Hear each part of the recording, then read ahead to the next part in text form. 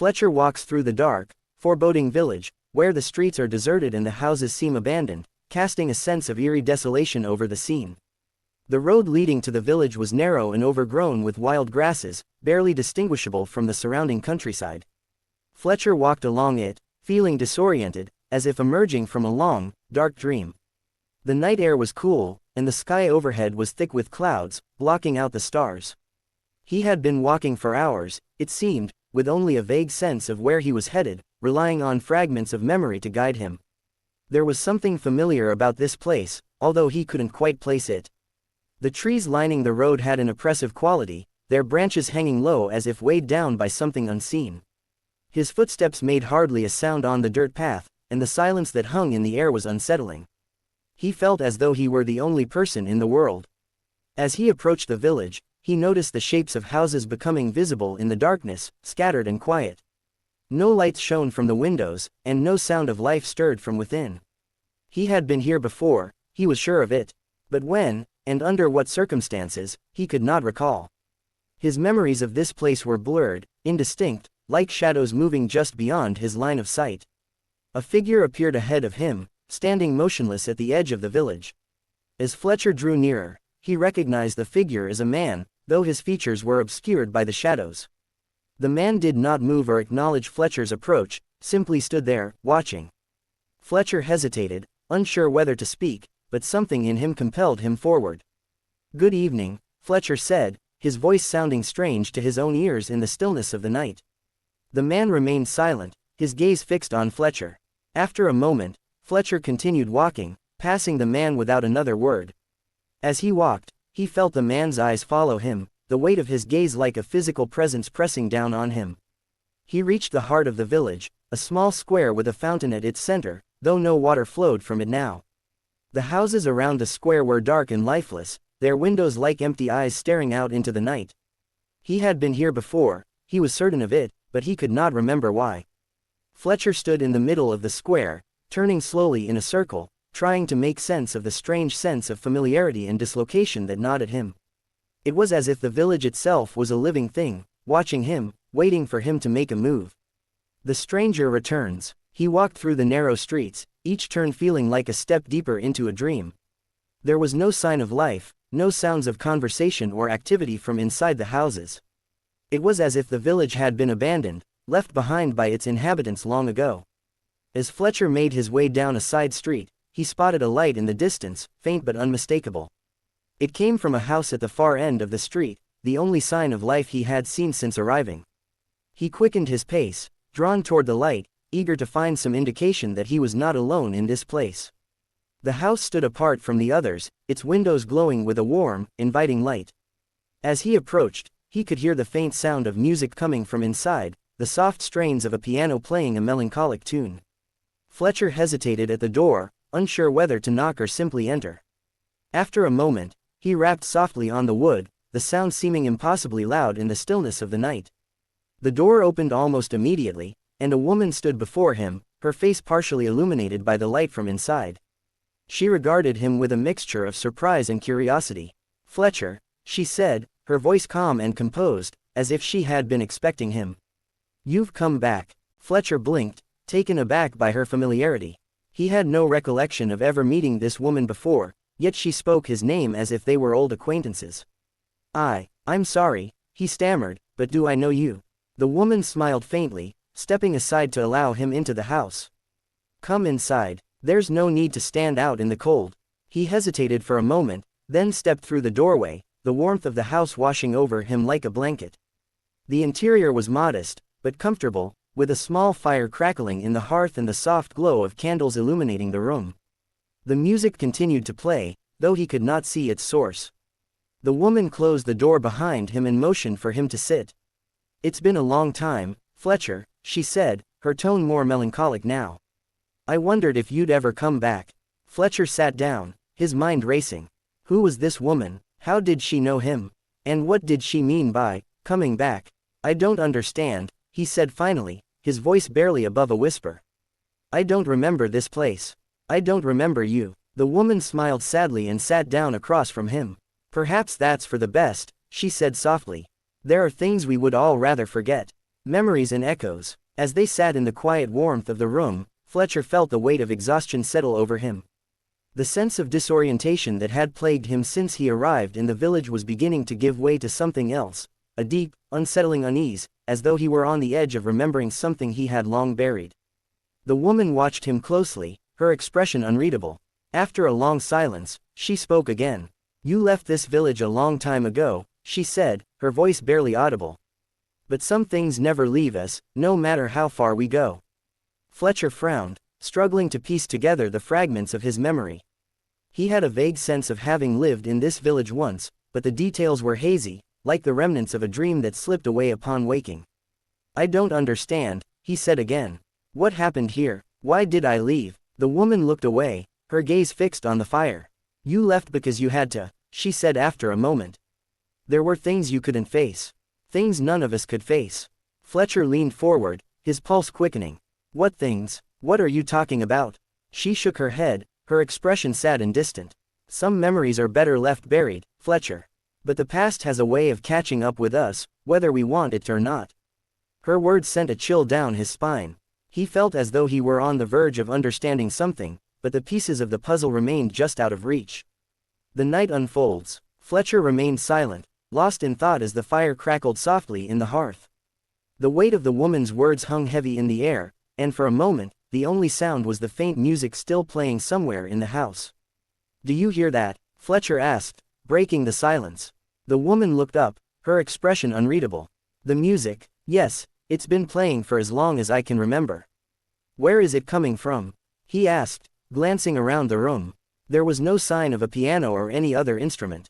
The woman smiled faintly. "It comes from the house itself, I suppose. Or perhaps from the past. It's always there, reminding us." "Reminding us of what?" She didn't answer, but her eyes held a sadness that seemed to speak volumes. Fletcher stood up suddenly, unable to shake the growing unease that had settled over him. "I need to leave," he said, moving toward the door. The woman watched him go without protest, her expression resigned. "Be careful out there, Fletcher. The village holds more than just memories." Fletcher stepped out into the cold night air, the door closing softly behind him. The village was still and silent once more, the houses dark and lifeless. But now, there was a sense of something lurking in the shadows, something watching. He walked quickly, his footsteps echoing unnaturally in the empty streets. The sense of familiarity that had plagued him since his arrival was stronger now, but it was no longer comforting. Instead, it felt like a trap, like the village itself was pulling him in, refusing to let him go. The truth revealed. Fletcher reached the edge of the village, where the narrow path led back into the dark woods. He paused for a moment, glancing back at the silent houses behind him. The figure of the man he had passed earlier was gone, but the feeling of being watched remained. He took a deep breath and stepped onto the path, the trees closing in around him. The darkness seemed thicker now, more oppressive, and he had to force himself to keep moving. His mind raced, trying to make sense of the strange events of the night, but the answers remained elusive. Suddenly, a voice called out to him from the shadows. "Fletcher." He froze, his heart pounding in his chest. The voice was familiar, but he couldn't place it. "Fletcher," the voice called again, closer now. "You can't leave." "Not yet." Fletcher turned slowly, his eyes searching the darkness for the source of the voice. But there was no one there. Only the trees, their branches swaying gently in the night breeze. "Who's there?" he called, his voice trembling. "What do you want?" The voice didn't answer, but a figure stepped out from the shadows, tall and indistinct, like a silhouette against the darkness. Fletcher took a step back, his pulse racing. "You can't leave," the figure said again. "Not until you remember." "Remember what?" Fletcher demanded, his voice rising in panic. The figure moved closer, and as it did, Fletcher's mind was flooded with images, memories of the village, of the people who had lived here, of things he had long since forgotten. Or perhaps things he had forced himself to forget. "Remember why you left," the figure whispered, its voice echoing in his mind. Fletcher staggered back, overwhelmed by the flood of memories. He remembered now, the reason he had left the village, the reason he had tried to forget. There had been something terrible here, something that had driven him away. The final confrontation. Fletcher encounters a shadowy figure at the village's edge, torn between confusion and fear. The village had been cursed, plagued by something dark and malevolent. It had taken the lives of many, and Fletcher had been one of the few to escape. But now, it seemed, the village was calling him back, forcing him to confront the past he had tried so hard to forget. "You can't run from it," the figure said, its voice cold and emotionless. "You can't escape the past." Fletcher shook his head, backing away from the figure. "No," he whispered, his voice trembling. "I won't go back, I won't." But even as he spoke the words, he knew they were futile. The village had a hold on him, and it would not let him go until he faced the truth. The figure moved closer, and Fletcher felt a chill run through him as the memories surged once more. He had been here before, in this very spot, standing before this same figure. And he had made a choice to leave, to run, to forget. But now, it seemed, that choice had come back to haunt him. "There's no escaping it," the figure said, its voice barely above a whisper. "The village will never let you go." Fletcher closed his eyes, his mind racing as he tried to find a way out. But there was no escape, no way to undo what had been done. The end of the journey. Fletcher inside a dimly lit house, speaking to the mysterious woman with melancholy hanging in the air. With a sudden surge of determination, Fletcher opened his eyes and stepped forward, toward the figure. "Then I'll face it," he said, his voice steady. "I'll face whatever it is I've been running from." The figure said nothing, but its presence seemed to grow more ominous as Fletcher approached. He could feel the weight of the village's history pressing down on him, the memories of all that had happened here flooding his mind. But this time, he would not run. This time, he would face the truth, no matter how terrible it might be. As he stepped closer to the figure, the darkness around him seemed to shift and warp, and for a moment, he felt as though he were standing at the edge of a vast, yawning abyss. But he did not falter. The figure reached out, its hand cold and insubstantial, like a wisp of smoke. And as it touched him, Fletcher felt a surge of understanding, a moment of clarity that pierced through the fog of his memories. He remembered now. He remembered everything. The village's secret. Fletcher navigating through a dark, misty forest, feeling the eerie presence around him. The village had been cursed, not by some external force, but by its own inhabitants. They had turned on each other, driven by fear and paranoia, and in their desperation, they had done terrible things. Fletcher had been part of it, though he had tried to forget. He had been complicit in the madness that had consumed the village, and when the darkness had finally descended, he had fled, leaving the others behind to suffer the consequences. But now, the village had called him back, forcing him to confront the truth. There was no escaping the past, no running from the choices he had made. As the memories flooded his mind, Fletcher felt a deep sense of guilt and regret wash over him. He had abandoned the village, abandoned the people he had once known. And now, it seemed, the village was demanding that he make amends. The figure before him shifted, its form becoming more distinct, and Fletcher realized with a shock that it was not some faceless entity, but a person he had once known. Someone he had left behind. "I'm sorry," he whispered, his voice choked with emotion. "I'm so sorry." The figure said nothing, but its eyes held a sadness that seemed to echo Fletcher's own. And in that moment, he understood that there was no way to undo the past, no way to erase the choices he had made.